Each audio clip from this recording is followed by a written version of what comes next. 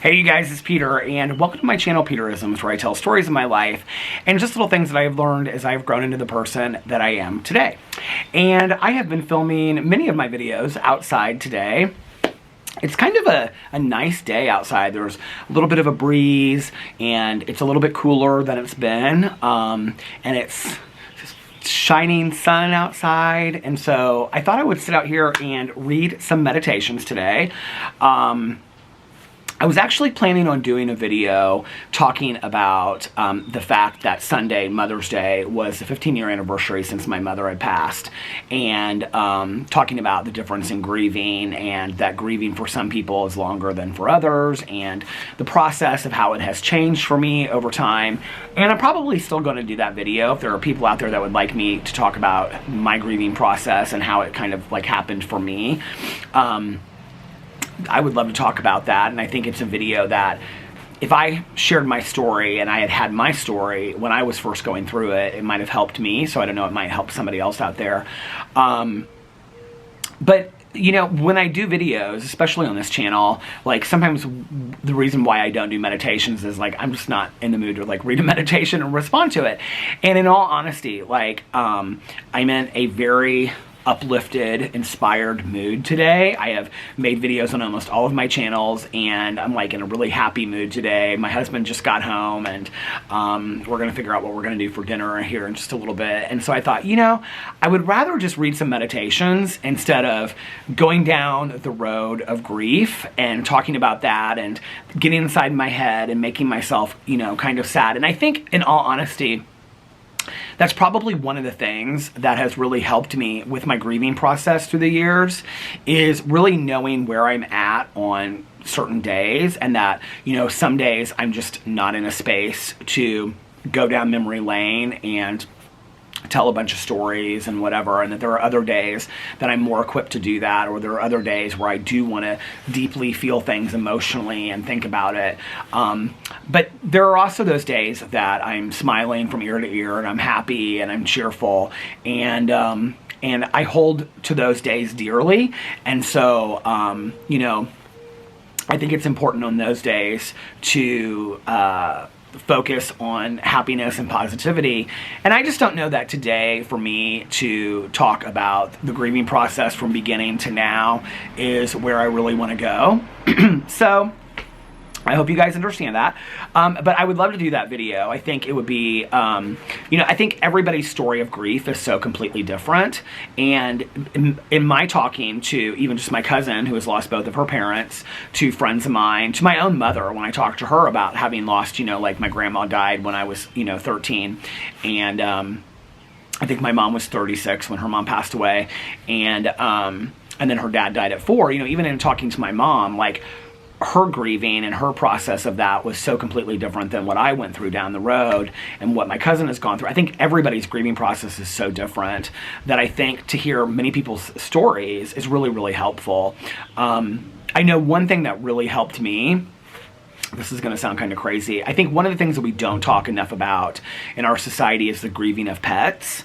And one thing that really helped me after PP passed away, we were in Mexico, and I had taken off a week, and I wasn't posting any videos, and I wasn't, you know, really doing anything except for just like relaxing. And at night, when we would go back to the hotel room, after dinner, I would like look up videos on YouTube of grieving pets, and, you know, people would talk about it. And I actually like looked up a lot of videos about, you know, like the afterlife of pets and things like that. And I know it sounds crazy, but it really helped me kind of, I don't know, see a different perspective and hear other people talk about how they had gotten through the grieving of their pets and what they thought, and, you know, putting one foot in front of the other. And so for me, to always hear other people's stories is always helpful to me. So if you'd like to see that video, let me know in the comment section below. But today, I'm going to read from the Melody Beatty books. I brought both of them out here with me, and I think both of them are pretty positive and pretty cheerful today. So well, I don't know. I haven't read them, but the titles seem that way. The first one I'm going to read is from, and I depending on how long this goes, I might read the other one. But this is from Journey to the Heart, and May 16th, What You Believe is What You Will See. We all call things into play by what we believe, what we say, what we envision, what we speak. This is one of the powers we're learning about. Much of this dance of life, this universal rhythm, is out of our control. But while we don't choreograph it, we can work within the part that is ours, with the power that is ours. We do this by what we believe. If we believe that we have to fight the entire world, that we're separate and apart, and that for the most part, those we meet will be our enemies, out to hurt us, then that will most probably be true. Our beliefs about what we deserve and who God is will change as we journey through our adventures. But there is also much we can do now to participate in changing our beliefs and creating a more desirable world for ourselves. What are your beliefs? Listen to yourself. Listen to what you think, what you say, how you react. Listen to yourself talk about other people, about what life is really like, and about what always happens to you. Listen to what you say about what you can and cannot do. What you hear yourself say is what you believe. And that is probably what you are used to perceiving as happening. Try believing something different. Try asking the universe and God to help you change and correct your beliefs. Take an active part in creating your world. Say your new beliefs. Say them aloud. Write them down. Believe that you deserve love. Believe that universal love is there for you, and you will begin to see exactly what you believe. And I think this is a really, really powerful meditation, and one that I actually currently need to be reminded of.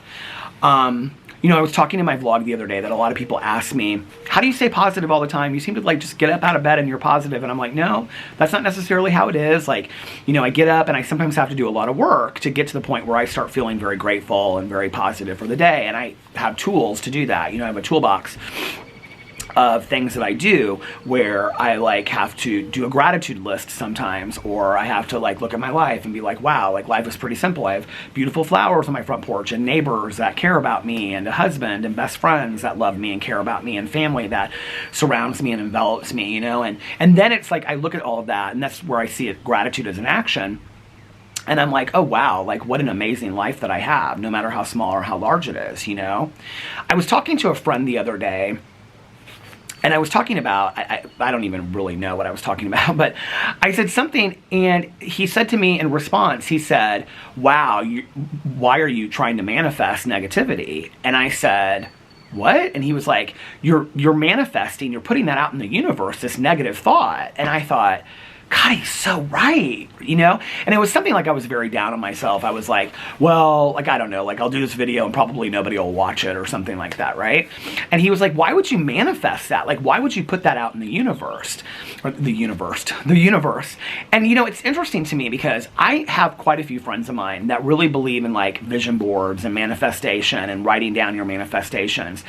And what's interesting is that a few of my friends that really believe in it and really believe in writing it down and reading your list every day and kind of having these mantras that they say that you deserve love and you deserve the best and you deserve this and I'm going to have this in my life and I'm going to have that. They end up having those things. And I think it is because essentially of what this meditation said, is that we receive what we believe. And I am a firm believer in that because it's been proven by the people around me, I remember, this is going to sound like a crazy story, but years and years ago when I worked in a treatment facility, there was a grant that we could apply for, and it was a renewal grant. And the renewal grant, you could write it for anything. You could write it for, it was up to a certain amount of money. You could write it for a piano lessons or a trip or whatever. And and it was the first year, and the people that I worked with and whatever had applied for this thing for 5-6 years in a row and never gotten it. And this was the first year that you had to have been working for a facility for so long before you could apply for it. And I applied for it the first year, and I wrote this grant up, and it wasn't a fantastically written grant or anything like that. And I applied to go to Antigua, the island in the Caribbean, because I wanted to visit Crossroads, the treatment facility there that Eric Clapton had started. And I just wanted to have some rest and relaxation with my ex-boyfriend at the time and all this kind of stuff. And because the whole idea of the renewal grant was that you would come back and then you would be renewed, right? A lot of people did cruises with their family and things like that. What was interesting about this was, and I think back about this a lot, and it's also very similar to when I was writing a book. The whole time that I was writing this book, other than at the very beginning when I couldn't really pick a topic, the whole time that I wrote the book, I never thought I wasn't going to finish it. Like, that was never like a thought in my head. And I can remember when I finished it, I was like, oh my God, you like wrote a book. Like, and it's not the world's greatest book, and I'm, you know, hard on myself about the edits and the grammar and stuff like that. But like, I wrote a book, you know, like I'm proud of the fact that I actually, from beginning to end, wrote a book. Well, when I applied for this grant and I was writing this grant, like, I never really questioned whether or not I was going to get this grant. Like, I kind of just knew I was going to get it. And it wasn't really like I was manifesting it. Like, I wasn't saying like to the universe or to my higher power, like, okay, please let me have this grant, whatever. Like, I just knew I was going to get it. I don't even really know how to explain it. It's just the weirdest thing. Like, I never thought I wasn't going to get it, even though they only gave out 25 of these grants a year and hundreds of people would apply for it, right? In the city of Indianapolis. So I got the grant. And I went to the ceremony where they give you like this certificate and whatever, right? And when I went there, and at the time, I was just a counselor, you know, in a treatment facility. And at the time that I went, it was like directors of programs that had been directors for 25 years and had been applying for this grant for 5 to 10 years and never gotten it before. I mean, it was all of these bigwigs in these different departments of different facilities and organizations that had been applying for it for many, many years. And I can remember thinking to myself, like, this is so bizarre that, like, I got this grant, like, on my first try, first time around, and never before I walked into that ceremony did I can remember my mom and my ex went with me, I never questioned that I wasn't going to get it, you know? And I think about that sometimes because I think that we are sometimes our biggest enemies when it comes to getting what we deserve in life, you know? And I think often when I look at things and missed opportunities, it's because sometimes I didn't believe in myself enough that I thought I could do it, you know?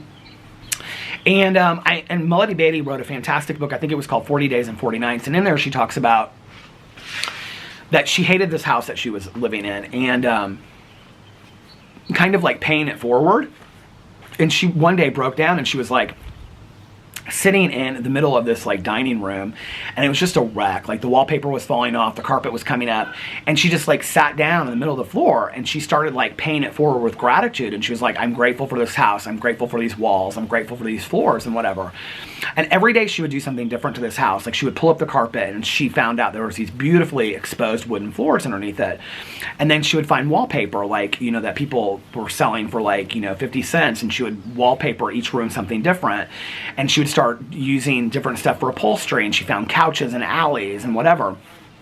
Years later, Oprah, I think it was, or Architectural Digest or somebody, did like an interview with her house in Malibu, and she said, what's interesting about this is my daughter still always references that first house that we lived in and how much she loved that house more than any other house. And here she is living in Malibu in this gorgeous house, right? And she said, and I think that it was because that house was built with gratitude and love. And I'm such a believer in like paying it forward with gratitude, you know, that I think that you have to also believe that as well, and that believe that you deserve it. And if you believe it, you'll receive it. And I definitely am somebody that needs to do better with that, you know, because I think we have this tape in our head that we run where we say, well, I'm not deserving of love, or I'm not deserving of a relationship, or I'm not deserving of the job that I want, or I'm not deserving of this, or I'm not deserving of that. Who the hell said that? You did.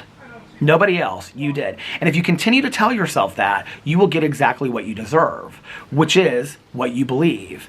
We will get what we believe.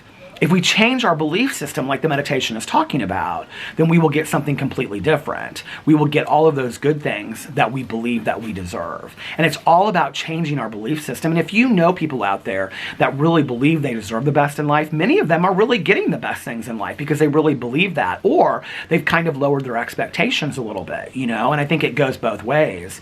So for me, that's something that I need to be reminded of. I need to be reminded that I'm only on this planet one time, and I deserve all of the best, and you deserve all of the best that this world has to offer. But we have to believe it first, because if not, then we are being our own worst enemies. So this was a great meditation, and I want to focus on that. I'm going to stop with that today, and I love you guys, and I'll see you tomorrow. Bye.